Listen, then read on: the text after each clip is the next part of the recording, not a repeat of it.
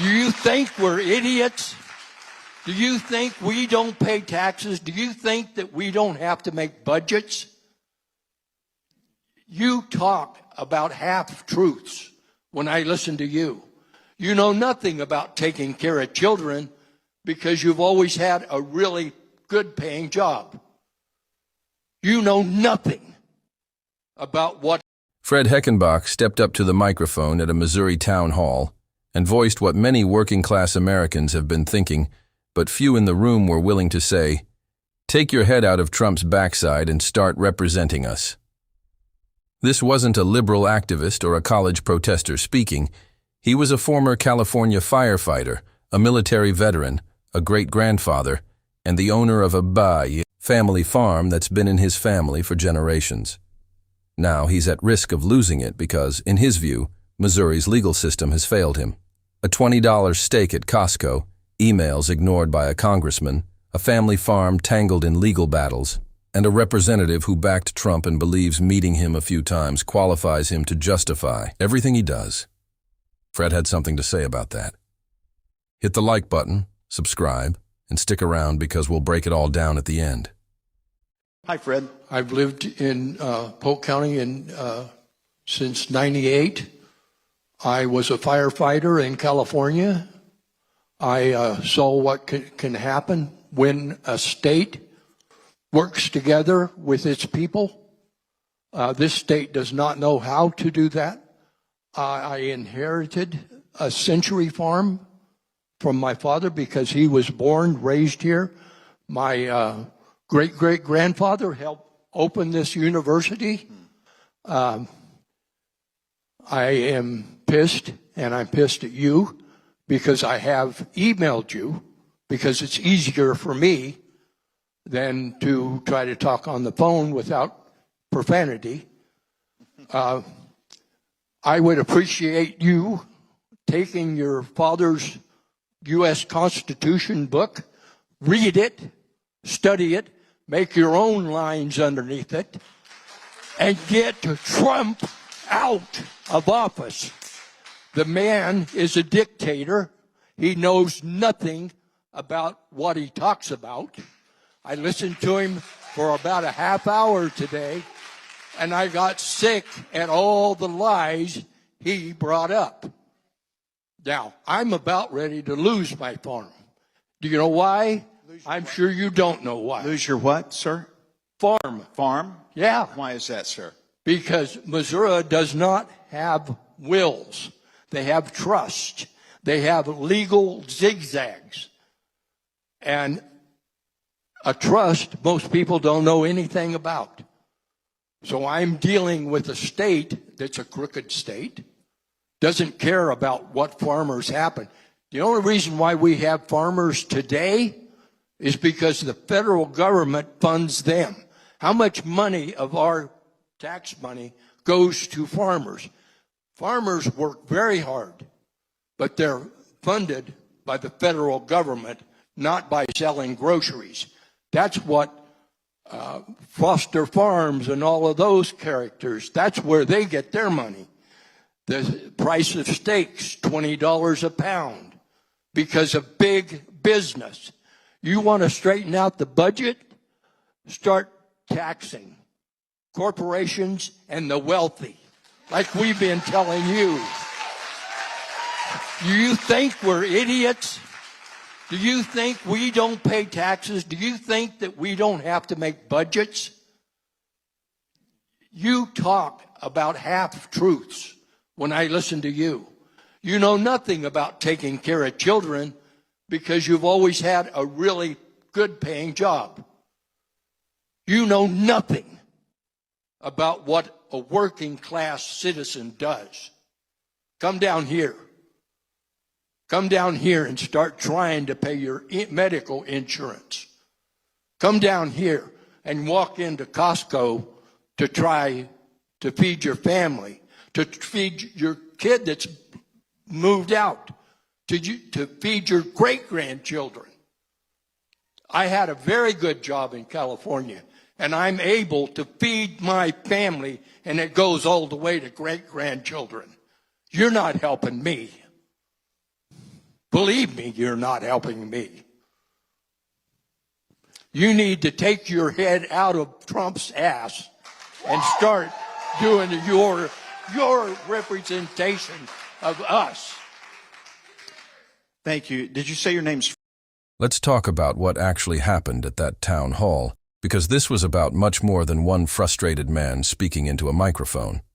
It was a snapshot of a growing reality across America, the widening gap between what working-class people were promised and what they are actually experiencing.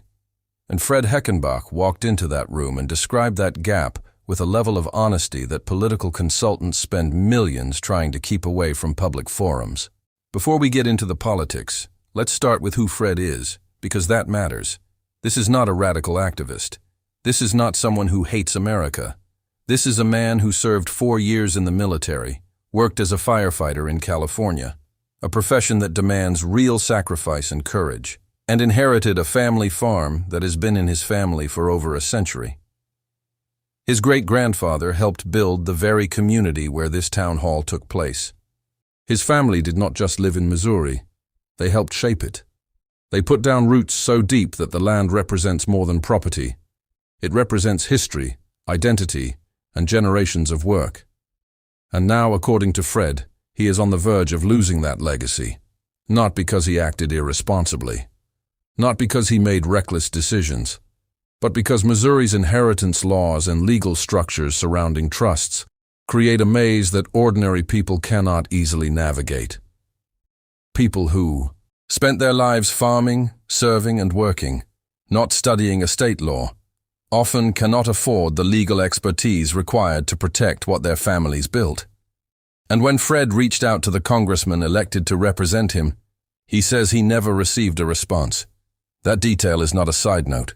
It is the entire story in miniature. Fred died. Heckenbach spent a lifetime serving others, asked his representative for help, received silence, and then showed up at a town hall to explain exactly how he felt about it. Good for him.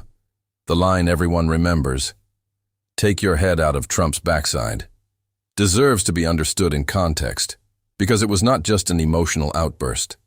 It was a specific criticism. Fred was not saying he disliked Donald Trump for cultural or ideological reasons. He was arguing that his representative had become so focused on demonstrating loyalty to one political figure that he had stopped doing the job of representing the people who elected him. That is a very different argument, and an important one.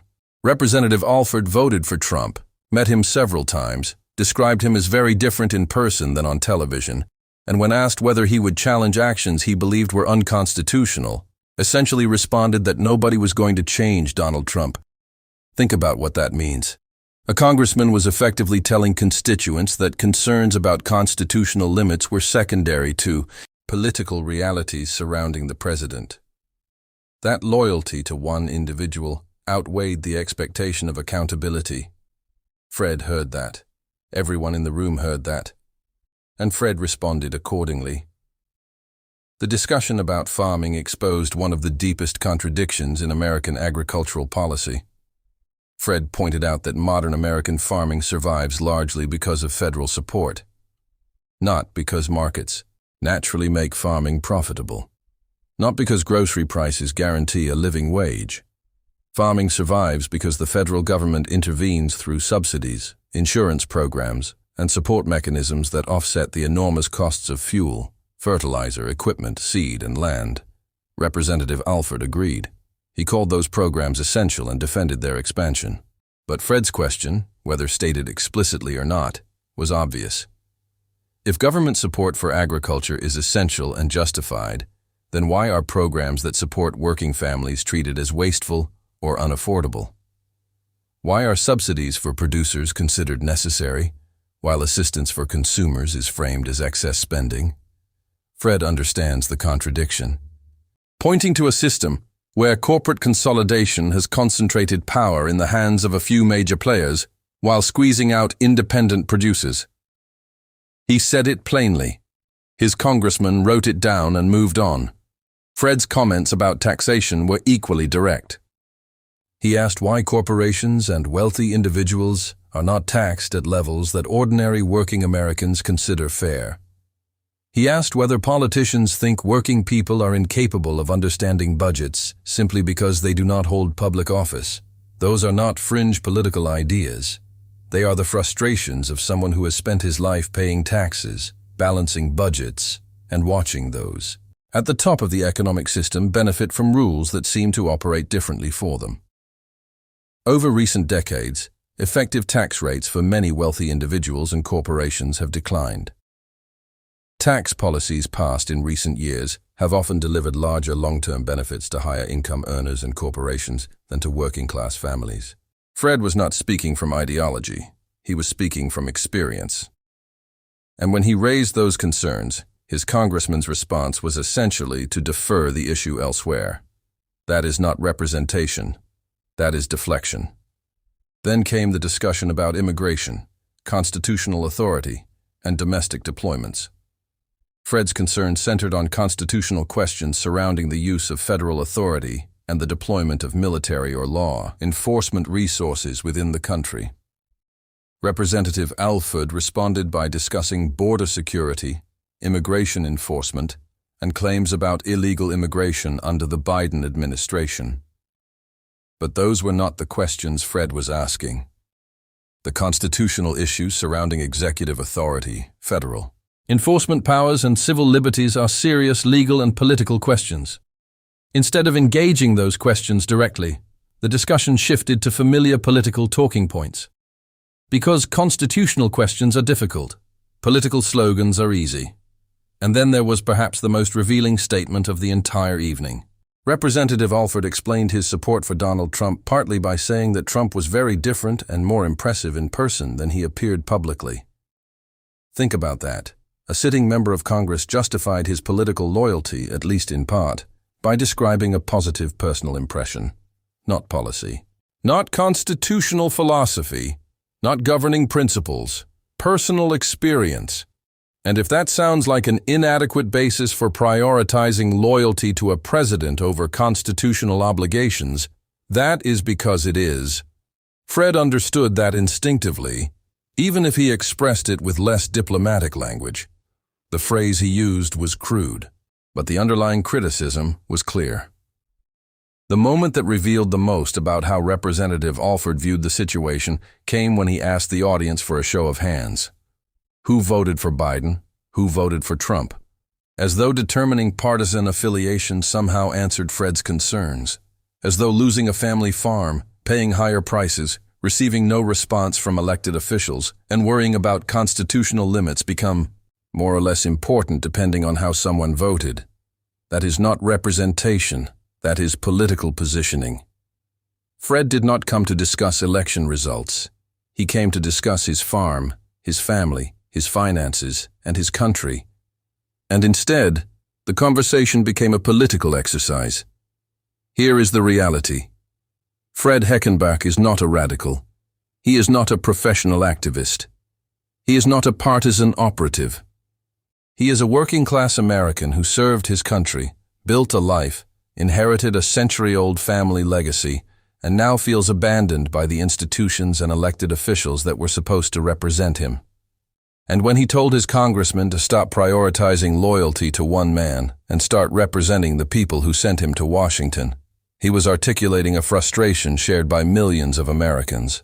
Because that is the job, not protecting political personalities, not conducting audience polls, not redirecting constituents to bureaucracies and other offices when they bring real problems.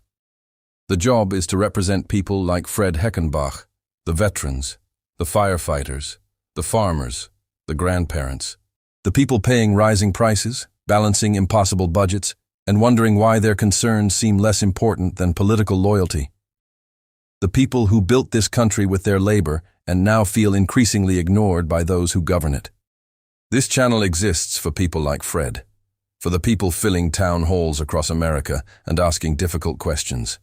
For everyone who sees what is happening and refuses to pretend otherwise. If you believe working-class frustration deserves to be heard rather than dismissed, like this video, share it, subscribe to the channel, and come back for more. We'll continue amplifying the voices that powerful people would often prefer stayed away from the microphone.